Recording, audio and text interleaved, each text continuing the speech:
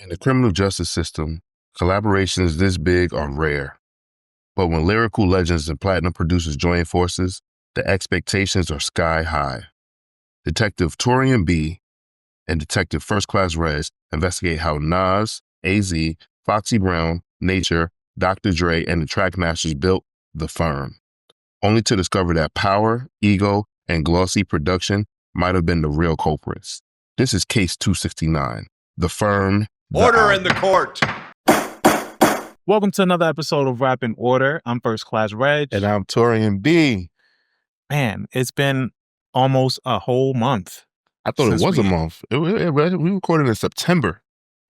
Okay, so our last episode came out October 10th. That's what it was. So, so it's been a month for you guys since you've heard from us. Well, sorry we had you guys waiting. Yeah, man, scheduling, being a father. You know, Regg being Regg. Yeah, I mean, well, that means a number of things these days. So, like, yeah, just all over the place. But we're here. We're here. It's nice to be back. It is. What's been going on? What's the latest? So first, let's just get it out the way. Jeff Pearlman, thank you. So one day Regg hits me up and says, yo, Jeff Pearlman just hit me up and said that he has a book and he wants us he wants to know if he can send it to us. And I'm like, Jeff Pearlman, I got his book in my house because I have 3 Ring Circus and then I have the Showtime Lakers book because I'm a Lakers fanatic, so I just read any lore on the Lakers. So Jeff Pearlman, thank you so much for sending us this book. I started it. Regg has started it. I'm now addicted to your YouTube channel, and you are one of the greatest storytellers that I've ever been able to watch or see. And yeah, I would love to interview you. That would be fire. Right. We would love to interview you. I think what's going on now too, which is really cool. I was happy to see that some lore is like taken off from the book from just like his researching skills, right? Yeah. Because from this, it was like, all right, how come nobody's ever thought about the baby that's referencing Brenda's got a baby? Right. And from this, he's been able to uncover not only who the baby is, but the mom, and he's been able to reunite them.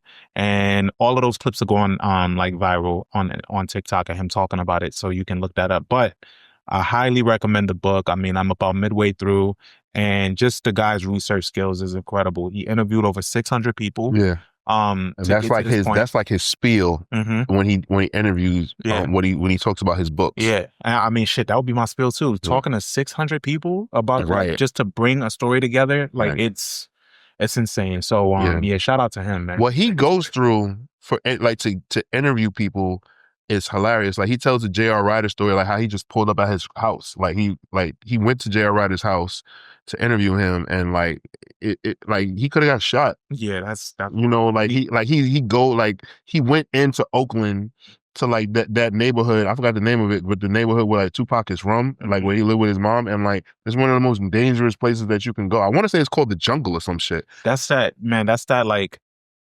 raw journalism that I feel like we just don't have anymore. Like we're not, it sounds so crazy to us now, but like back then niggas was doing that all the time. Like they could just put themselves literally in danger.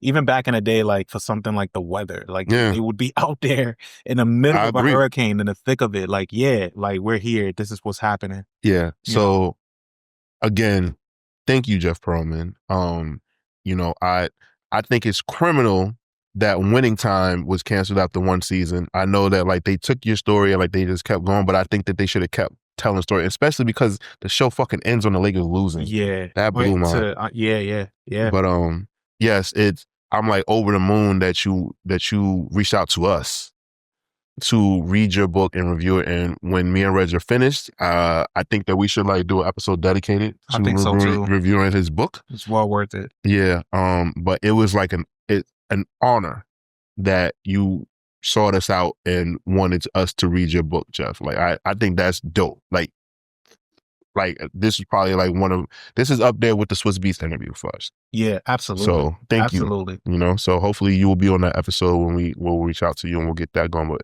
just wanted to just get the episode started by saying thank you, Jeff Pearlman. Yes, indeed. Only God can judge me. So What else is happening right now? So What else is happening? October. Let's run it down, right? All right, cool. Earlier this Yeah, month. I literally made it like a list of stuff like albums that came out and stuff like that. So let's Even before that, like earlier this month, I had Comic-Con. I know you couldn't make it. I could not go to Comic-Con. Yeah, Comic-Con was a good time this year. There was a lot of great costumes. I didn't spend as much money as I thought I would, so that's great. Shout out to Ed. We kind of just mobbed out together.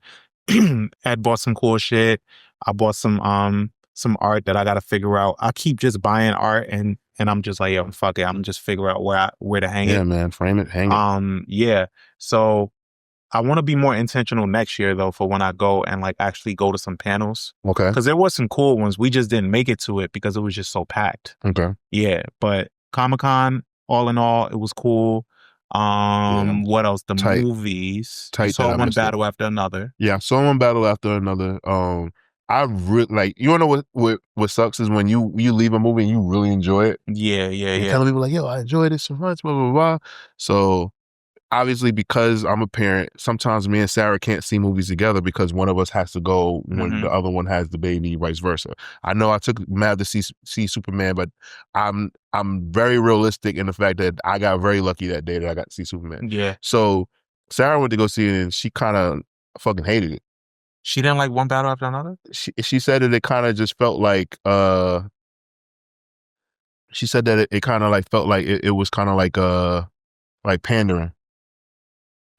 As far as with Tiana's character, the weirdness of like the relationship with her and Sean Penn, the infatuation that he had with her, and her being a black woman, it was kind of like some people, because the director of the film, who made one of my favorite movies of all time, Boogie Nights. I know a lot of people always say There Will Be Blood is like his magnum opus, but for me, it's Boogie Nights.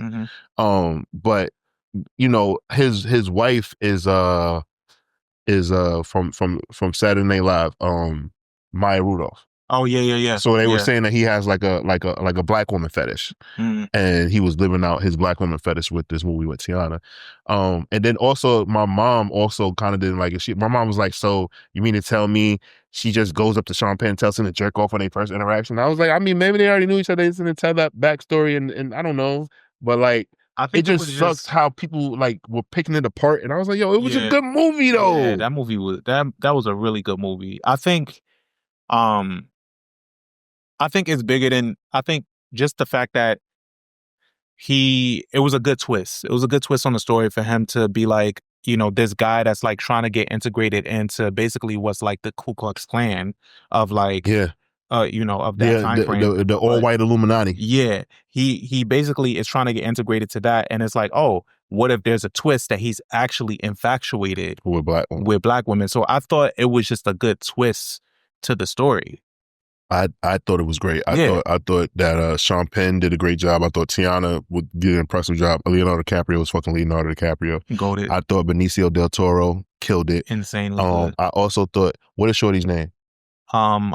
Chase something. Nah, we need to say her name is fire. Chase Infinity. There you go, Chase Infinity. Yeah. I thought that Chase Infinity did her thing, and I'm pretty sure we're going to see her name all the time, just like that's her first fucking movie. Yeah, I think Chase Infinity and the little sister from Euphoria, Storm Reed. Yeah, are going to like be like everywhere. Yeah, I think so too. Storm Reed can act, and I think she made I think there's been reports actually that she's not returning to Euphoria.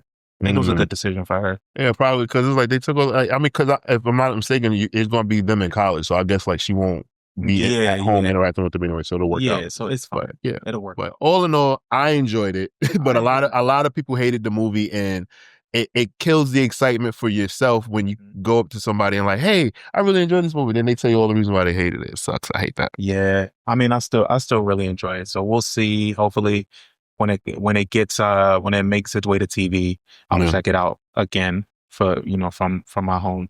What else I've been checking out? I checked. Right now, I'm watching The Morning Show. Okay, again. It's funny you say that. Sarah's rewatching it to refresh her memory now. Same. That's exactly what I'm doing, and I was trying to get my girlfriend into it. She's not really She has two rules for like when she watches TV. It's either is there any black people in it or is there any love story in it? Jesus Those are Christ. her main Fuck. things. Yeah. It's like, are there black people in this? Is there any type of love in this? Like any type of like story to like cling to? That's her main those are her things. And it's like, I mean, I don't watch things to see myself in it. Like I just watch it. Some people, I guess some people feel that way. Damn. All right, Val. Well, Val's not a Seinfeld fan. Yeah, no, right. she's not. But yeah, that's how she watches things. But and the other thing I'm watching right now is The Chair Company. Have you heard about that? No. So The Chair Company is from Tim Robinson, who he does like really awkward comedy. So you know that movie that came out called Friendships with Paul Rudd? Yeah. And people were calling it like I love you man on drugs. Okay. That guy. So that guy who happens actually to be from Detroit. He's really good with his writing. Basically, this show is he lives in Ohio. He's in charge of opening up this mall because in the Midwest, malls are like still really popular. Okay. So he's in charge of opening up this mall. He goes to go make like a speech about it of like, this is what we're doing, blah, blah, blah. He does this really good speech. He goes to go sit down and he falls. Like his chair collapses and everything, falls. So after it falls, he gets embarrassed. Everybody's like, oh, yeah, whatever. But he gets really anal about that moment. And he's like, who is his chair company? Right. So he looks up the chair company, tries to send him an email, it bounces back, tries to call him, bounces back. So the nigga looks up where the headquarters is, goes to the headquarters. It's desolate. Nobody's there. So he's like, all right, you know what? Maybe I'm in too deep on this. So then he goes to his car to leave. And this dude is trailing behind him, pins him down, and he's like, yo, stop trying to look into Tekka. Hits him over his head with a crowbar. And he like leaves off. So now it's like, oh, I gotta know what the fuck is going on now. Like niggas is threatening my life. And so it comes to like, now he has this idea of like, they're using the chair company to smuggle drugs into the country. Oh, so this is basically about damn, what the name was? I can't. I'm so sorry, guys. I can't. I'm a dad now, and I don't know the name of shit anymore. What's the name of the company people order furniture and shit? Oh, Wayfair? Yeah, this is Wayfair? This is about Wayfair? I didn't even think about that. But yeah, Wayfair, they were saying that people was using kids or some shit like that. But yeah, so it's something like that. And so it's like a psychological, like it's a comedy, but it's some other crazy shit going on. Wow. So they got me. They're like, okay. I'm like 4 episodes in. So let's see. I finished The Boys. Oh, I mean, Jim V. I finished Jim V. Yeah, I haven't even started this season yet. Is it good? Yeah, it's good. Well, I mean, you're lucky you get to binge it. I actually watched it in real time, so that's good, right? As you guys know, I watch, WWE weekly, so we got some stuff going on. They just had Saturday night's main event. CM Punk is the world champion, which means that on the Raw brand, he's the champion. Cody Rhodes retained the title. He beat Drew McIntyre. I'm not happy about that. I'm not happy. I love Cody Rhodes. I think that Drew McIntyre needs to win a belt.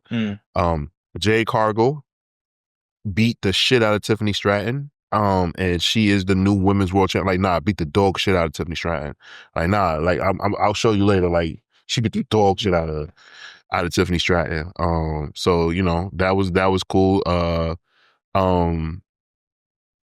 There was some other match, but those were like the standouts, and like so CM Punk beat Jey Uso, so like everybody thinks Jey Uso is going to turn heel and be a bad guy, so everything like that. Okay, so, that NFL season's back, so I'm excited about that.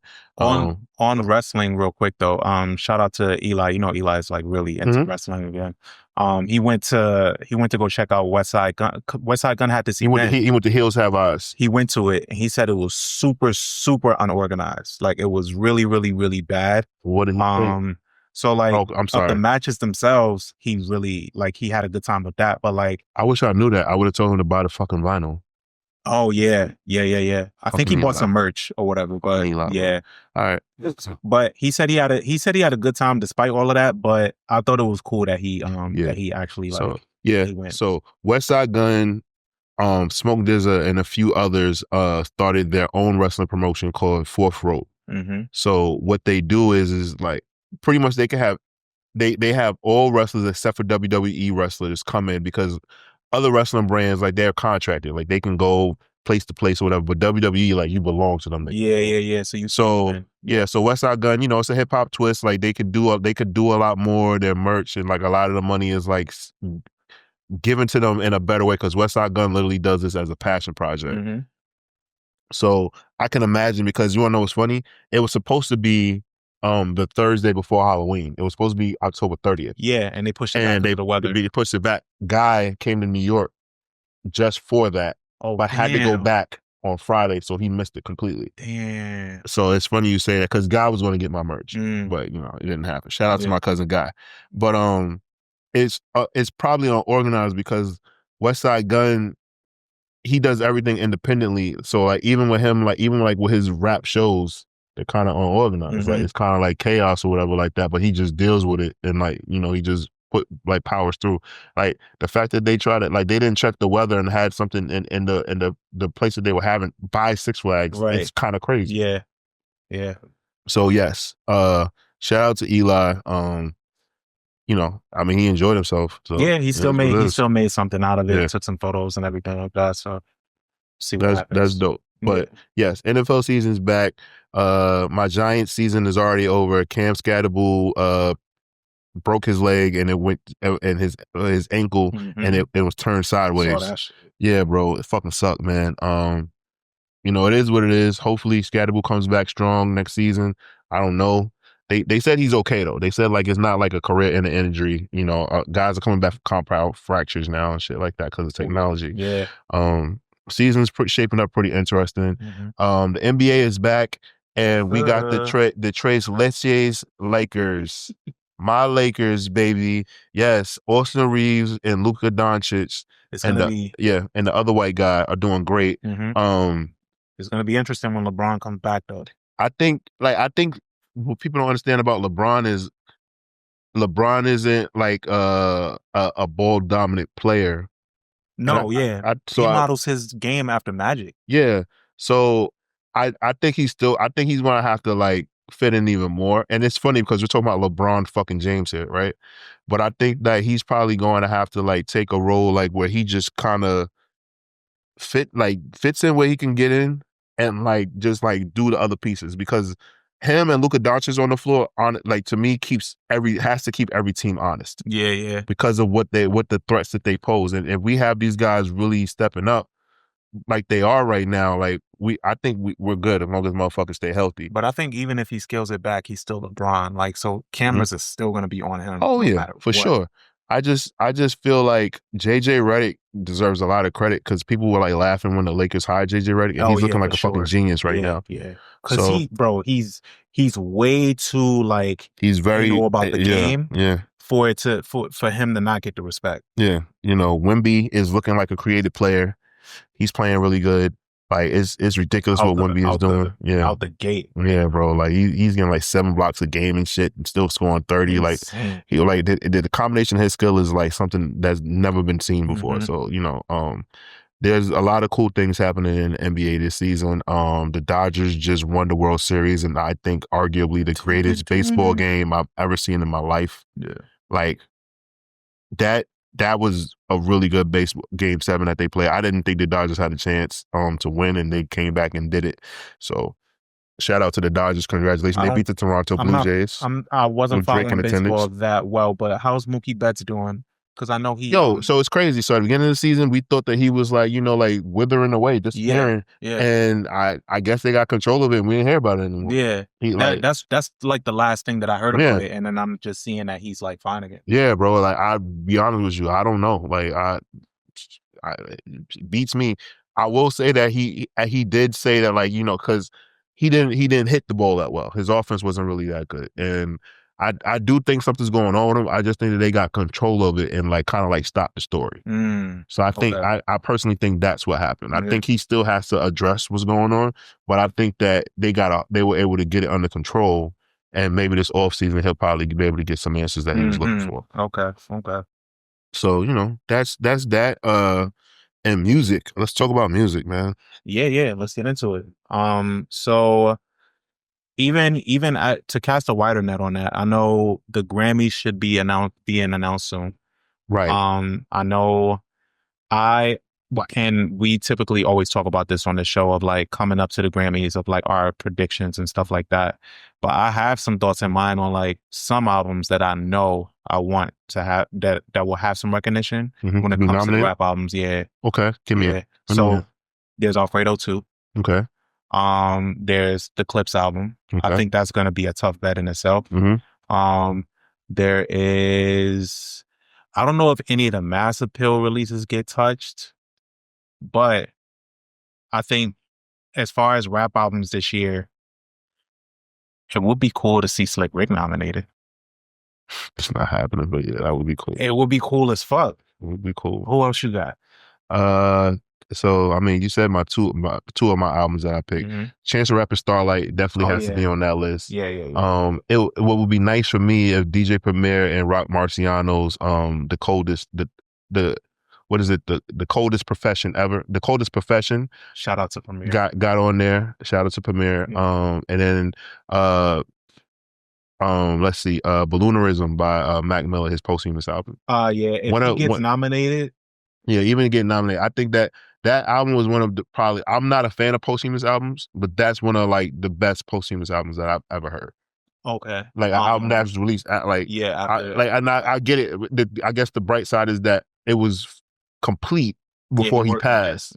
So that's what it was, where it wasn't like how most posthumous albums like there's bits and pieces and things clipped together and put back. Yeah, I mean, top of the year, like that Life is Beautiful really set a good tone for this year. I even think, I mean, I would love like Glockavelli, that Key Glock album, if we're digging a little deeper, incredible album. Yeah, it's crazy. Still no A$AP Rocky album going into 20. He had an interview talking about that, and he basically said that he doesn't want to rush anything. That like he's on his own time. He's actually that's because he sounded crazy but he's been promoting this album forever. Yeah, I just think that like he's recording it and it's not sounding good. But I also think that he took Tyler's advice and decided to shut the fuck up about it. Yeah. I think that's like a big thing. What else? Didn't Tyler just release like a deluxe of Chromacopia, or like he added one song? It's only okay. So the one song that I heard is that's it. Okay, so I know that. And then Tyler had some backlash because after D'Angelo passed, R.I.P. to D'Angelo, the legend. He put up a really heartfelt post about D'Angelo passing away, and like his fans were in the comments like, "Who is this guy? Drop some new music, bro. Who's this guy?" Blah blah blah, and that like it allowed people to be like, "You see." That this is what Tyler cultivated, and like now he has these racist ass fans, incel fans, and his comments talking shit about this R&B legend. And then me and LaShawn actually had like some tense moments because LaShawn kept showing me stuff that like Tyler did when he was younger. That he did with like I think he had like a Sambo t-shirt of like some Jigaboo blackface characters, and he wore KKK hoodies and stuff like that. Yeah, it was a different time on the internet. It was it was like, and it's so difficult to explain because the funny thing is I didn't even know Tyler did any of that shit, to be honest with you, because like I wasn't in tune with Our Future when they were on Tumblr. Like I became more of a Tyler fan personally during Flower Boy. Flower Boy. So yeah, because Flower Boy came out before Igor. Flower Boy then Igor, right? So Flower Boy was like that album. Cherry Bomb, I played it, but that's what made my little brother a fan, Thomas. And in turn, Thomas being such a fan of Tyler, it made me listen to Tyler so I could connect with him. But you know, me and LaShawn just had the back and forth. Anyways, I'm going to Camp Flognon next week. Yeah, word. So there's that. But yeah, you know, I think that I don't think Tyler's gonna address it anymore because he's kind of pretty much said like I don't know, like I said it, like I can't take it back, but like I'm obviously a black man and like I care about these things. I just think if you like Tyler, you like Tyler. If you don't like Tyler, it's completely fine. I get it. He's annoying. Certain things that he says. And just move on. That's the unfortunate part about having a digital footprint and growing up in this era where like we've all been online for 10 plus years, right? So like you now is not a reflection of how you were. So like you might see your old posts and just cringe, like, look at how I used to talk. Oh my God. My Facebook reminds me of that all the time. Yeah, when memories and shit pop up and it's like, what the fuck was I on? And y'all was liking this? Like, what the fuck? It makes me realize, like, yeah, my parents really wasn't online back then. Yeah, like you just saying shit like you, because to you it's like yelling into the abyss. Yeah. But there's people that actually see that stuff. Yeah. So, you know, when you get a digital footprint and we're growing up in that era as millennials, imagine being Gen Z and this is the only era that you know. Like, we grew into that stuff. Yeah. And then we kind of just took advantage of it and just, you know, and then we that grow was- up and it's like, I'm barely on Twitter. I don't really go on no more. Yeah. You know, it's so funny. Yeah. Because like my dad doesn't understand like why Mab isn't on social media. And like he can't. I'm like, you have a picture with him though, but like he wants like he was like, yeah, but I took a picture with him and he was wrapped up in a blanket. I'm like, yeah, because he was a newborn baby. And like I was like, it's not that deep. You have the picture. Yeah. Like, who is it for, really? I have it for myself. Right. And you have it. Yeah. Like he don't understand it. Yeah. He don't get it. It is what it is. Yeah, it is what it is. He'll live. But yeah. So all in all, some amazing rap albums this year. I think the rap competition is gonna be really steep. I know you saw the thing about what they're doing for country albums. They're separating it. So they're basically doing black country albums and classic white country albums. Yeah. Since Beyonce won last year, they were like, this can't happen. They were like, listen, they were like, Beyonce can win all of the contemporary country albums if she wants, but she would not win classic country. It's so fucking shameless because it's like, man, if y'all did this before this album, then I would have understood. But it's so shameless. They're just like, yeah, like, nah, let's separate this. Let's fix this. I wonder, okay, let me be devil's advocate on that. Just cause. Is it because like what Beyonce, like when her country album still had other musical influences in it besides just country, and they were just like, well, it's not classic country, like this is like country R&B. So do you think like maybe that's how they took it versus, because like, all right, let's take a Morgan Wallen album, right? He has like a Lil Baby feature, right?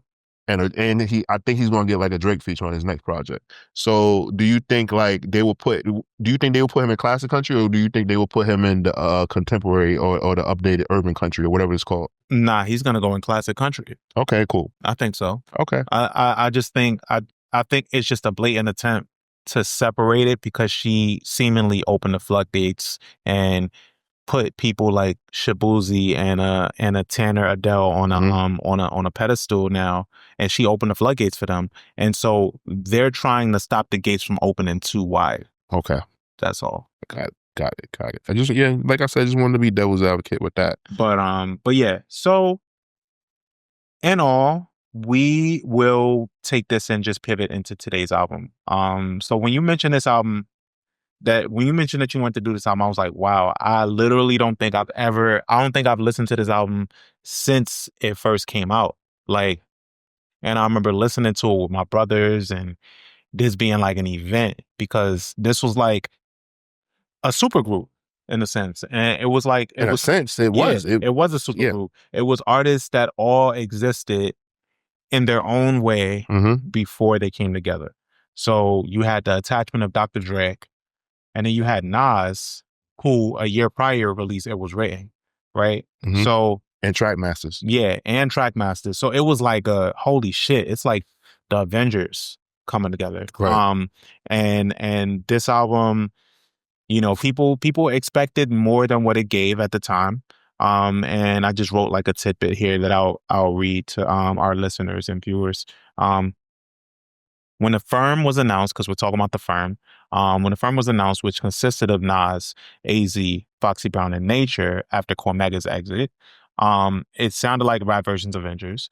With Dr. Dre and Trackmasters behind the boards, expectations were massive. This was supposed to be the East Coast Mafiosos rap summit meeting, merging lyricism, luxury, and lawlessness into one cinematic masterpiece. But by the time it dropped, fans were divided. Some thought it was too polished, too glossy for a crew built on street rap. Others appreciated the ambition of it.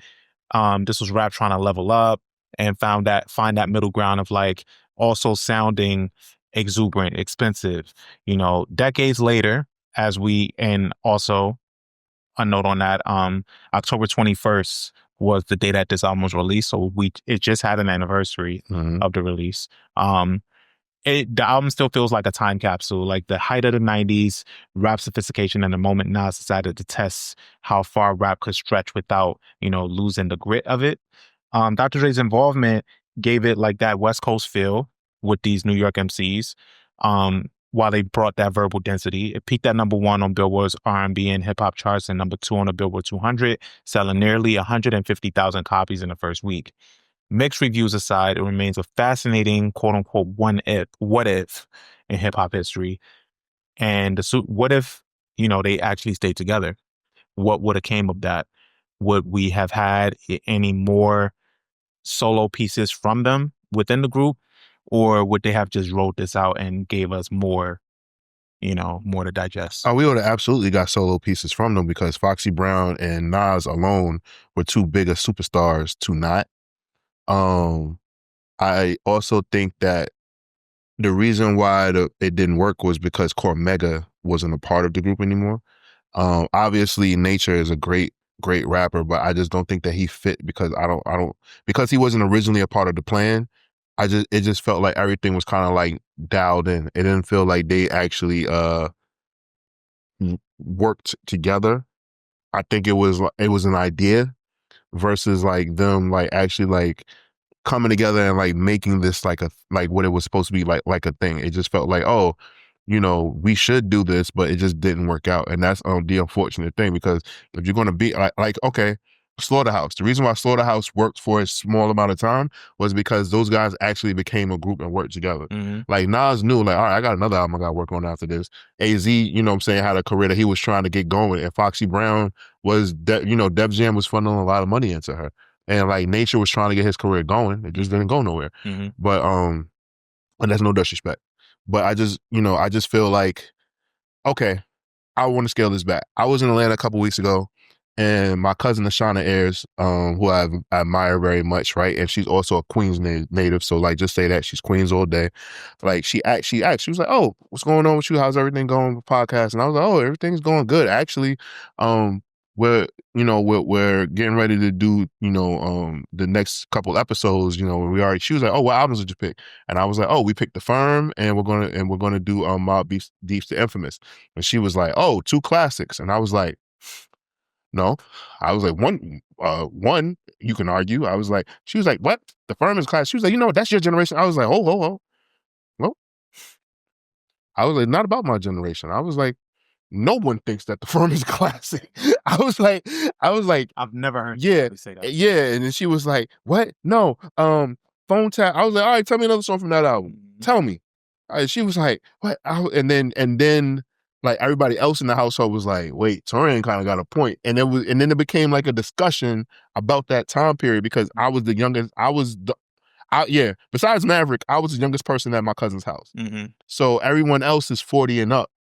And they're discussing that time period. And like, it's funny because they were like, the promotion was like incredible. The fact that like, on It Was Written, Nas had did something with Dr. Dre. He was already working with Track Masters.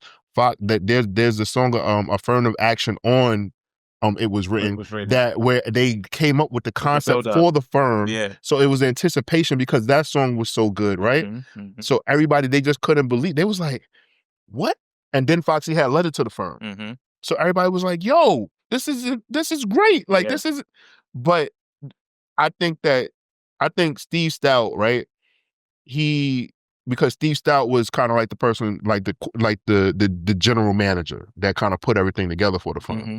I think that he kind of like overshot what he was looking at. And I think that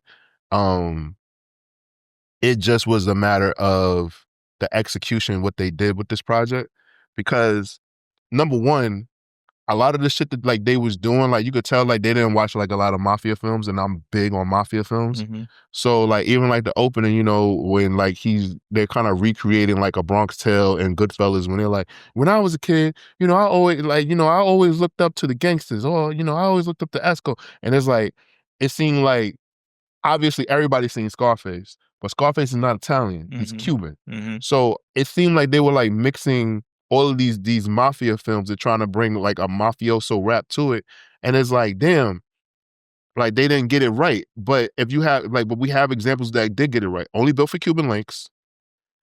Life After Death did well with it. Mm-hmm. Obviously Reasonable Doubt did very well with it. Yeah. Right? Like there's like Kool G Rap did a really good job with it, and Scarface did a good job with it. Like the mafioso subgenre of hip hop. And it felt like for the firm, I don't think Dr. Dre knew a goddamn thing about. I could be very wrong. It just feels that way. I think they all just knew that it would sound, that it would be fly. Right. With all of them being together, and they just was selling it off that and nothing else. Right. Like even like with the production, like it just like I guess for me, my brain won't get off the fact that the concept of the album is that this is supposed to be some mafioso like crime syndicate, but the production just didn't give that, and it just and I guess Dre and the track masters kind of like made not happy beats, but it's like it seemed like Phone Tap mainly to me was the only song where they got it. Yeah, Phone Tap was brilliant. Like the over the phone rapping and like the beat. I even was watching the video the other day, and I'm like, I see what they was going for. It just didn't really, like you said, it probably just would have took some more like research to capture it. Have you watched the Fern Biz video? Recently? I watched that recently with Dawn Richards like, saying that part. But even that kind of like missed the mark a little bit, because it's like, damn, I see what y'all are doing, but like, just bring it in. They sample Square Biz on that from Tina Marie, but yeah, it's just it has these moments on it that's like would be bigger. I do, however, feel like an album like this, if they decided to lock in now, or not now, but like maybe in the 2000s, it probably would have had a different, because they would have been more mature. You got to remember at this time Nas is like 22 as well, right? Yeah. So he's talking about something that like I think that he didn't have. He probably needed more perspective, and I think that he got his taste of it when he was featured on the Casino soundtrack. So for the Street Dreams video, like he had some of the characters featured in Street Dreams, from Street Dreams from Casino in the Street Dreams video. So I think that he got his taste of it. He got to wear some of the pink fly suits, like similar to what Rob De Niro was wearing in the movie, and he was like, "Yo, fuck it, let's do it. Like this is dope." I really just wish that they had got it right, because I think they could have been better. And I it's unfortunate that like the fourth member nature, like it's always like interchangeable for people, like who they think should have been in the group. But you wanna know what's funny? I think if they would have like just reached out to Mobb Deep and brought them on board, that would have been. I think it would have worked out way better. Because I think if anybody understood mafioso shit, I think Prodigy, Nas, and Foxy and AZ. Yeah. They got it. Yeah. I truly feel like they would have understood it. Or my one other thing, I think that if they might have just brought on Kool G Rap to just be the OG, like the Uncle Paulie from Goodfellas, a part of the firm. I think it would have, because Kool G Raps like mafioso gangster raps like a fucking dope. Yeah. I think it'd have worked. I like that. Yeah, I get it. And I understand, like, even though Dr. Dre's a West Coast producer, like, that's why some people were like, yeah, I don't know. But I think he still could have got the job done. I do think that Trackmaster shouldn't have been a part of it. Yeah. It's glossy. Like, they were crossover and not get it. Yeah. Like, and I understand that they were with Steve Stout, Tone and Pope. So I understand. I can honestly see why some of the mistakes that was made in this album were made. Because it's like, damn, I see what y'all was trying to do for real. Like, I see that you got Trackmasters, but you got Dr. Dre because you also know that Trackmasters is popular right now. Right. But then you also know the appeal of Dr. Dre. So it's like, all right, well, what if we just blend them? Cool. What if we're a collective, we're a super group, and we also blend in what we bring individually and make it as a group? Like, I see all the flaws in it, or I see what they was going for. It just didn't really hit, and the album is just too fucking long. Yeah, like it was just amazing to me. I was like, damn, like only Built for Cuban Links, like they really got it. Like Raekwon really got it right on that project. So like that's why like I continuously like mention that and bring that part up too. Is like, yo, like Ray, like he understood it, and like he understood the fucking assignment, like and he made that fucking happen. What else did I want to talk about? Right? Oh, at this time, can you believe that Foxy Brown was only 17 years old? Yeah, insane, bro. Like 17. Like, yo, like, and I'm saying is like 17 years old. Like I do like it. Like 17 years old was looking like that. That's like, that's insane, motherfucker. Like, goddamn. Insane. But you know, because they and at that time, you know, because shit, look at Little Kim in '96 with Hardcore. Nah, but Foxy, like, she could have been a model. Kim, you don't think Kim looked well? Kim didn't look 17. Was my point. I don't think she looked that young. No, she didn't. Like, okay, Little Kim, fine, but Foxy was a different kind of fine, bro. Like, let's just say that. Like, what I'm saying is like, Little Kim was cute, right? And like they dressed her up. Foxy was fine in a pair of jeans and a wife beater t-shirt. Mm-hmm. That's what I'm saying. Does that make like I get it? Like Kim, like Kim, like you had to put Kim in a lingerie and all of that sexy shit to like really get you to notice Kim. Yeah. Foxy, you put some jeans and a shirt on and she walked down the block. That beautiful chocolate skin, and it was just really a thing back then too, to like take these, you know, it was, you know, dangerous territory to take these women that were like a lot younger and put this this kind of like sheen on them to make them appeal to like an older crowd. That's just what it was back then. Right. It's like, oh, Kim, you're this old? Okay, well, you're gonna wear the, and Biggie was like kind of orchestrating for her star appeal. Like, you're gonna wear this, you're gonna wear the Chanel, what you call it? What, like from the movie? I feel like that really happened. What's the suspenders? Oh, you're gonna wear the Chanel suspenders? What if you wear it without a shirt under? Like, wear that. Yeah, I'm pretty sure like that's happened. Shit. You wanna know what? When's the last time that have you ever listened to the Junior Mafia album? I want to say when I was much younger. Okay. If you get bored and like, you know, you don't have, you know, you got time to kill, listen to the album. They actually executed, and obviously because Biggie wrote most of the album, but they executed the mafioso thing better than the Firm, I think, as well. Okay, interesting. All right. Yeah, I could check that out. Yeah, man. But yeah, so with this one, let's see. Obviously, we touched on Phone Tap and Firm Biz and what they were doing. Even like you said, like with the album, how it opens up, you know, it sounds like the opening credits, like for my film, kind of, and the way it kind of takes you in, and you could see the influence off it right into Phone Tap. I thought was seamless though. Oh yeah, that was really good. So it had me there. Yeah, but it starts off kind of top heavy because after Phone Tap, obviously we go into Firm Bits, and that's like the commercial swing, you know. And then I'm leaving. I'm leaving with Nori is dope. Yeah, that's a good balance. Yeah, and the story is that it was like a verse for a verse, because Nas appeared on a CNN album, and then Nori gave his verse for I'm Leaving, but without Capone, and that caused problems with him and Capone. Yeah. Oh, I didn't know that. Yeah. Okay. I think I'm Leaving could even have been a single. It could have been. Yeah. It could have been, but it just didn't work out that way. But it was something that like I think it was talked about. It just didn't happen. Like, and it's funny because on Drink Champ, Nori asked Nas about it, and Nas was like, like I didn't have control over that shit. Like, that was Steve Stout. Yeah. Side note, shout out to Nori running a marathon. That was beautiful. Yeah, it's so funny that like I you know what, I really, a lot of rappers that came out and from like 96 to like 2000, I have a certain affinity for them. So I know everything that's going on with certain rappers. So a lot of people didn't realize that like Nori is like a fitness kind of like freak. Yeah, he runs all the time. Yeah, because of Drink Champs.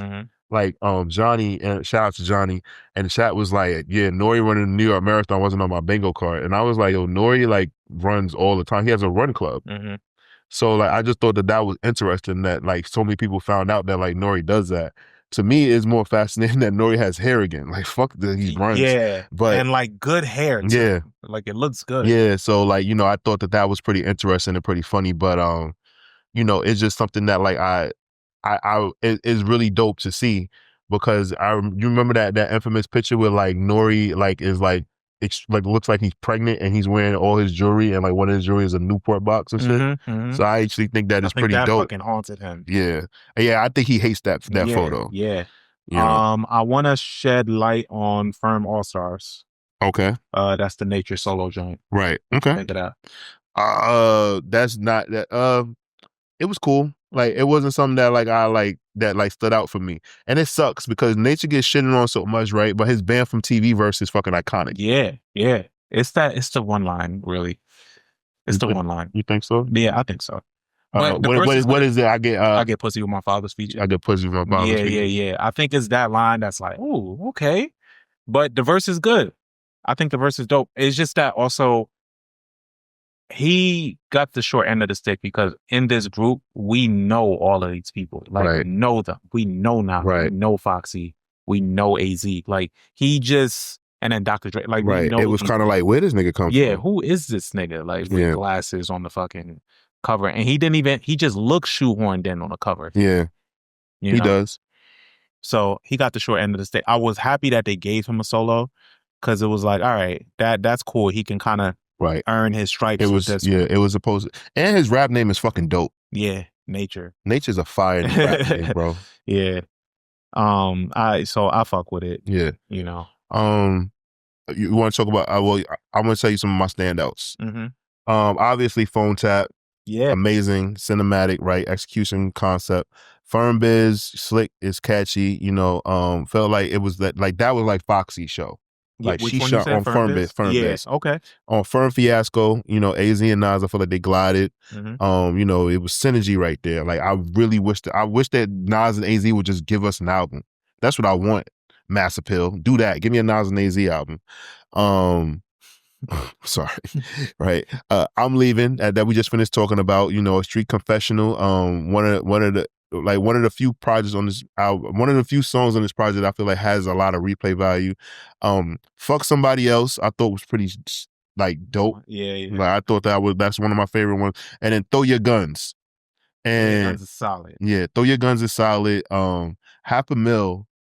I was really into like certain rappers because of like what their names was and like learning about them. Mm-hmm. So when I saw a nigga the rap name was Half a Mil, I was sold. I was in. I was like, yo, this is fucking dope. That's it. But yeah, those were like my standouts. No hardcore? No. I fuck with hardcore. I liked hardcore. I liked obviously Phone Tap. Desperados is another one too. Mm-hmm. That stood out for me. And then I think overall, what I wrote as a standout too was just Foxy Brown being on here. Oh yeah, like it was just nice to hear Foxy like this. I think for her to have this in her catalog, even though it's not the best album, it's still pretty impressive for her to have this in her catalog because it was always cool.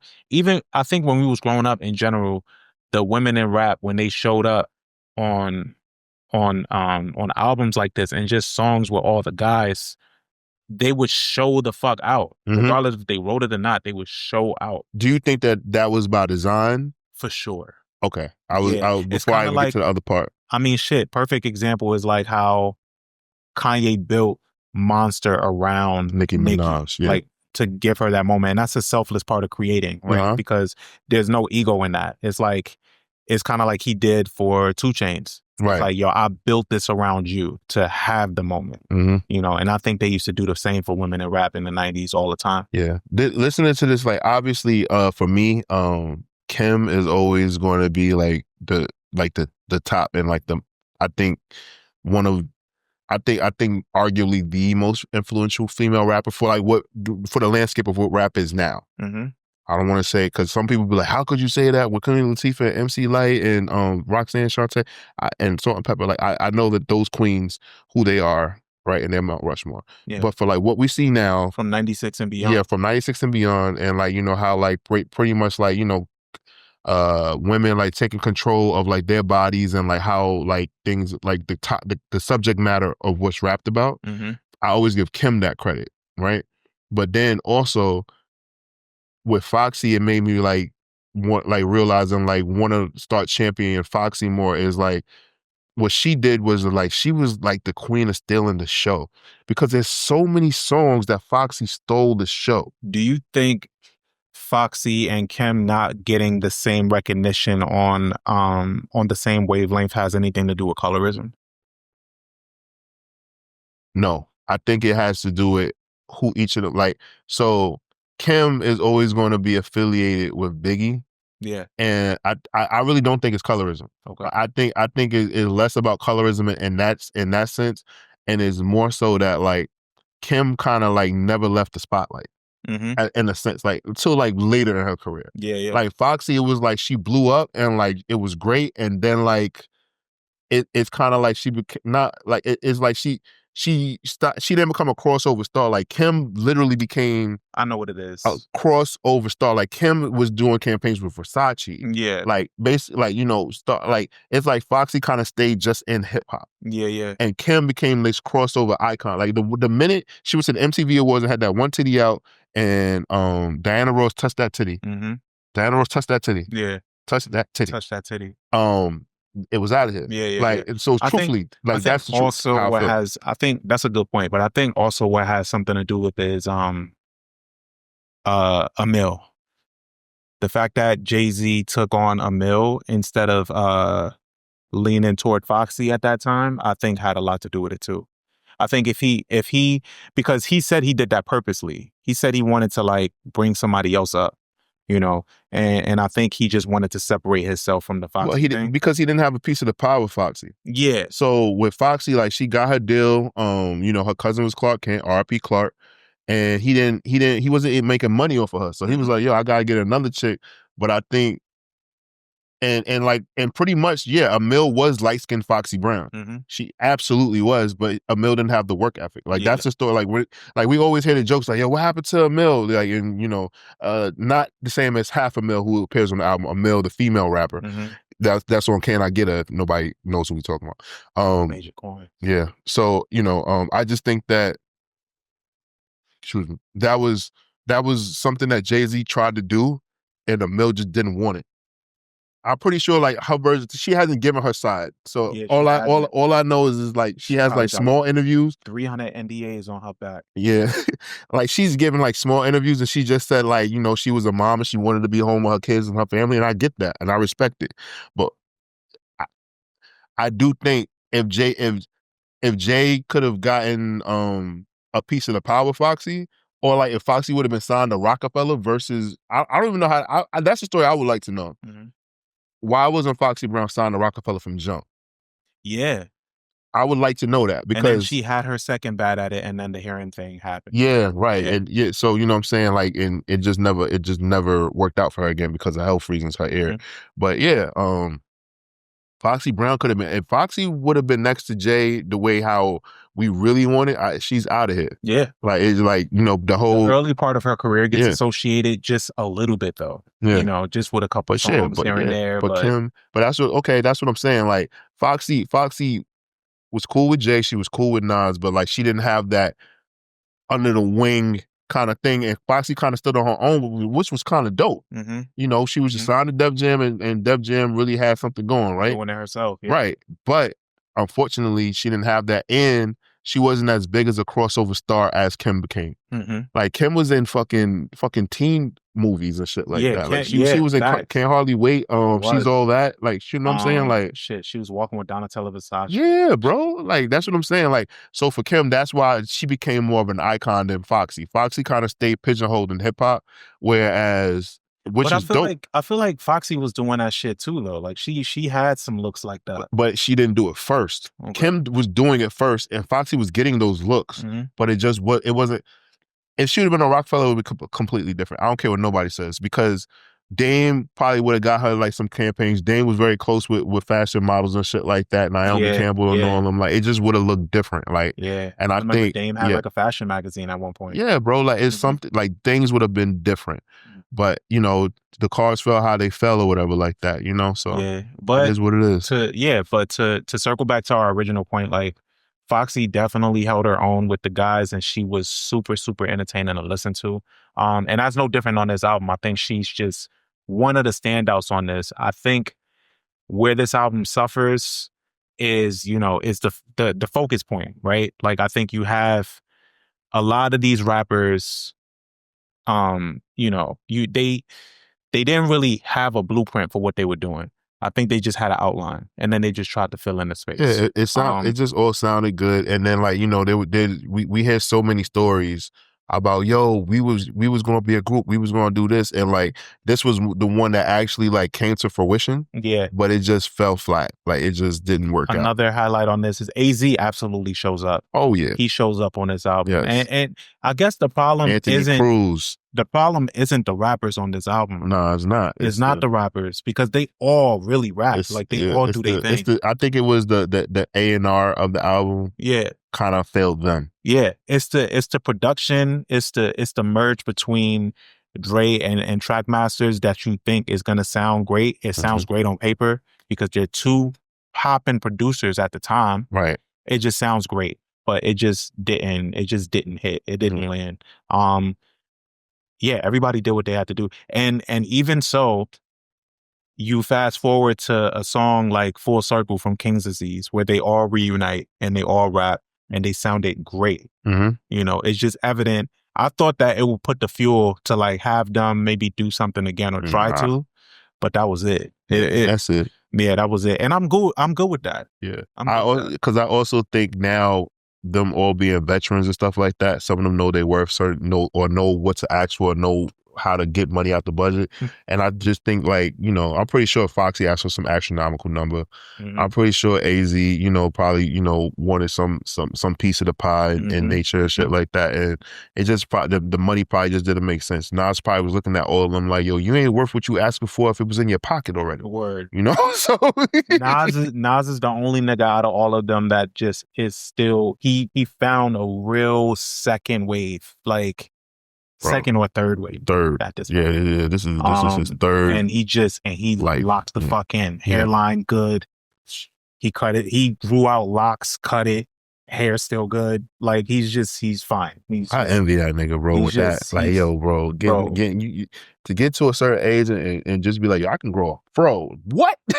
and get locked out of nowhere. Yeah. Like, what the fuck? And then like you see Hove got the secret sauce though, because you know his girl has a hair care line. Yeah, so we know what that's about. Yeah, so you know he gets the secret sauce. Yeah, it's not a fucking lace front Nicki Minaj. Nah, that's crazy. All right, she said Jay-Z, take off that fucking lace front. It's like, bro, she is crashing out. But yeah, you want to get to your final thoughts? Yeah. So I'll tell you why I feel like the album, what worked and what failed. What worked is the idea of a lyrical supergroup, the ambition to merge coasts under one umbrella, Dr. Dre's attempt to create a polished mafioso sound, individual flashes of greatness, Nas's precision, AZ's elegance, Foxy Brown's bravado, Nature being the new kid on the block. Right? What failed, there was a lack of cohesion. It never feels like a group album. It really does not. That's true. Right? The overproduction, and it was too many cooks in the kitchen on this project. Nature's late inclusion kind of disrupts the chemistry and it shows. And then the album feels more like a label compilation. It feels like a poor man's Cool mixtape. Okay. But there's that. And then I have one other thing to say. If we were to get a firm album today, I would want the Alchemist or Premier at the helm. Alchemist working hard, man. Oh yeah, it's crazy because we know how. Not oversaturated, but we know how much Alchemist is involved in everything right now. But we still be like, Alchemist, yo, man, that'll sound good with Alchemist. Like Alchemist just get it, bro. Yeah, I strongly feel that Alchemist, Premier, or Madlib could absolutely do a firm album, and oh man, Premier, that would be cool. Yeah, man, you know, and really, really execute it like really well, and I think like it would be great, like. I don't like the rappers that are first coming to mind. I don't think that it will work well. Like it would have to be like rapper, like, you know, one premier rapper, but like the other ones would probably be on a lower tier. But the first rapper that comes to mind is Regg. Oh, that would be cool. Like if he was like featured with them, or no, just a new group, like a new group, but it's the same concept of the firm, but just a new group, like just to get some new energy in there. I would definitely want Ross on that project. Like, you know, and probably, you include Lotto for the woman. Big Lotto. Yeah, big Lotto. And let me think who else I would want to hear on there. I want to say Gibbs.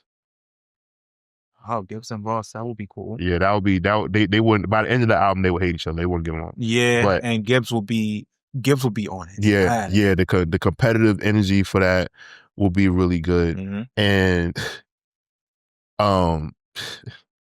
this is funny, but I actually think it will work and he would do really well. Davies. Oh, interesting. On that project. So yeah. So Ross, Freddie Gibbs, Davies, and Lotto. Interesting. For my The Firm album with Alchemist as a producer. Okay. Yeah. Well, let me think of this here. I would say Damn. Okay, I would say Flo Milli. Ooh. I like Flo Milli a lot. I think she would show out. I think Flo Milli would be a great addition. And then with Flo Milli, I would say Jid. Ooh, okay. Yeah, I would say Jid, Flo Milli, Tyler. Yeah, because Tyler can do production. Okay. And then I got one more, right? Tyler will be like Steve Buscemi and Reservoir Dogs. Yeah. He'll be like the wild card. Yeah, the wild card. I see the vision. And then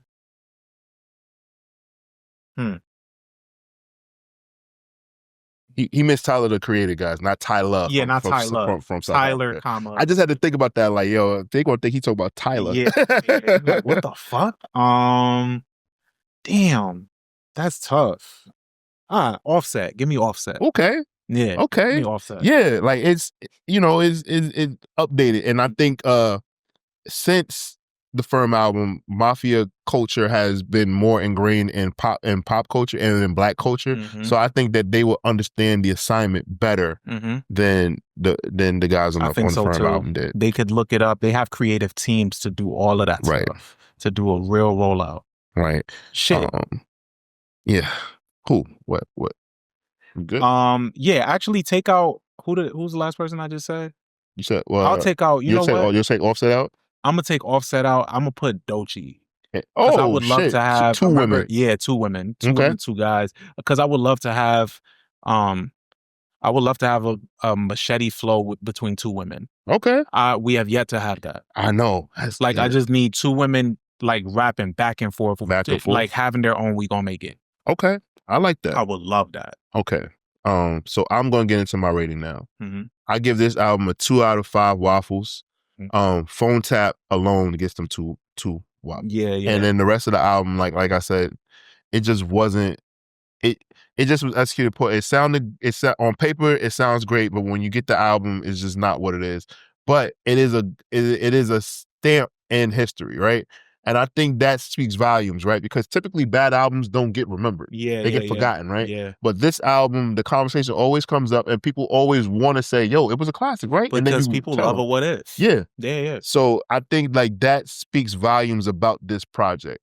Is that even though this album was, critically and amongst fans like panned as a bad album, people still have they have a good response when you speak about it initially until you remind them like, nah, Playboy. Exactly. Yeah. So. I mean, and that's literally the essence of this show, because shit like that comes up all the time, and you're like, yeah, wait a minute, player. When the last time you listened to that? You know what I'm saying? You talking about your 97 ears? Right. Let's update your ears to 2025. So that's what happens all the time. But yeah, I think I can echo your sentiment about the rating and actually also give this a 2. I think Phone Tap is just so good. It just speaks for itself and lands on its own. And it's part of the reason why people confuse the lore around this album, because it just looks so good until you listen to it and you get to like track 7 and you're like, what the fuck am I doing? Like, am I really along for this ride for 16 songs?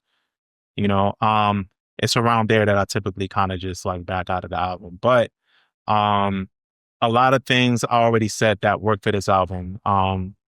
But there's a lot also, unfortunately, that just doesn't work. We already talked about the production. The rappers themselves show up. you know, but it just never feels like they show up together. Mm-hmm. Right. So, and that's a big issue.